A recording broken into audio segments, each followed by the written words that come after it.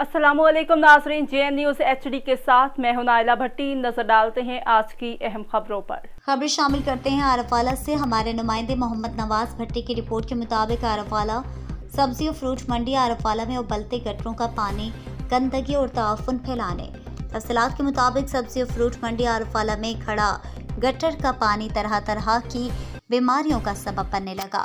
इंतजामिया खामोश तमाशाई। लाखों रुपए का मंडी फंड और TMA आरफवाला रोजाना की बुनियाद पर मार्केट फीस और टैक्स इकट्ठा रफू चक्कर हो जाते हैं।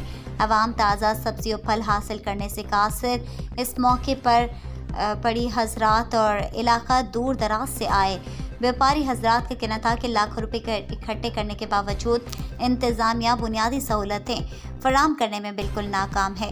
आला हुकाम से नोटिस लेने की अपील।